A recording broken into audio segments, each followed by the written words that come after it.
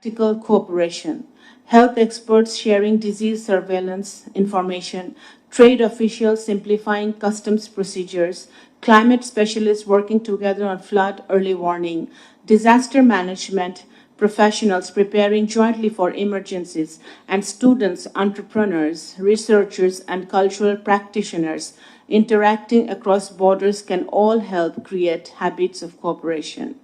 Such initiatives may appear modest, but they can reduce suspicion, create confidence, and gradually rebuild the foundation for wider regional engagement.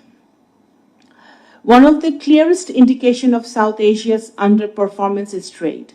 The South Asian Free Trade Area, as SAFTA, continues to exist legally and administratively. However, it has not produced the dynamic regional market that South Asia needs.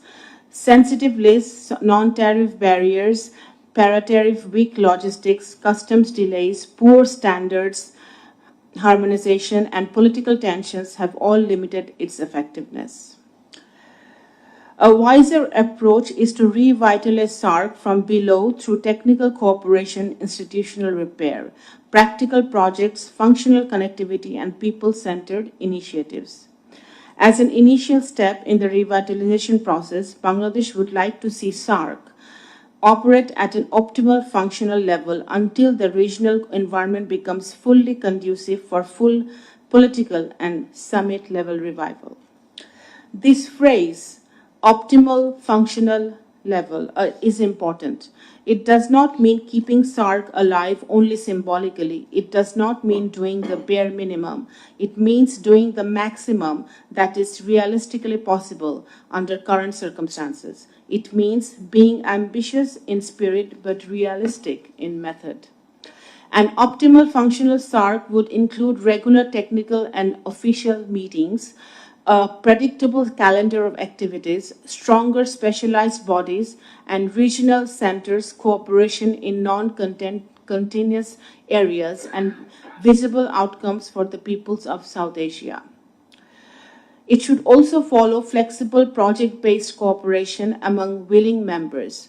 All member states may not be ready to join every initiative at the same time, but where several members are ready to cooperate, they should be able to move forward while keeping the door open for others. The flexibility is necessary for SARC's continued relevance. At this note, I would like to iterate one thing that after we started, the new government in almost 4 months ago, I have spoken to all the member states separately, one-on-one, and all of them were very positive about revival of SARC. So now I think it's about time that we put our wishes and our intent. The intent has to be actionable. So that is the time I think we should be working towards. The SARC Development Fund has the potential to finance visible regional projects, but its leadership, governance, and operational capacity must be strengthened. A more effective SDF could support meaningful initiatives in health, agriculture, women-led enterprises, climate adaptation, rural development, and social development. Ladies and gentlemen, SARC must also remain free from bilateral disputes. The SARC Charter already provides that bilateral and contentious issues should not be brought into SARC deliberations. This principle must be reaffirmed. The objective should not be force any two countries into political dialogue through SARC. The objective should be to ensure that bilateral tensions do not paralyze every form of regional cooperation. At the same time, SARC must remain an inclusive South Asian platform. Its value lies in bringing the region together within a cooperative framework. Therefore, we should keep the door open for all members while ensuring that agreed technical and developmental cooperation continues. Excellencies, another important question is the relationship between SARC and other regional or sub-regional platforms, particularly BIMSTEC. Bangladesh does not need to choose between SARC and BIMSTEC. BIMSTEC connects South Asia with the Bay of Bengal and Southeast Asia. SARC represents the broader South Asian regional identity, including countries that are not part of BIMSTEC. These platforms should complement each other, not compete with each other. Sub-regional initiatives should not drain momentum away from SARC. Rather, they should become building blocks for wider regional cooperation. Under the leadership of Honorable Prime Minister Tariq Rahman, a confident Bangladesh can support both SARC and BIMSTEC because both serve our national interest in connectivity, stability, prosperity, and development. And our foreign policy tagline that we are all abiding by is Bangladesh first. Ladies and gentlemen, SARC provides a platform where smaller states can speak collectively, where India can demonstrate constructive regional leadership, where Pakistan remains connected to a wider South Asian framework, and where shared problems can be addressed even when political disputes remain unresolved. For Bangladesh, this is also where history and future meet. SARC carries a special historical meaning for us. It is a diplomatic legacy of late President Ziaur Rahman, whose vision helped place South Asian regional cooperation on the formal agenda. But that legacy is not only a matter of the past, it also speaks directly to Bangladesh's future. Bangladesh First is more than a slogan.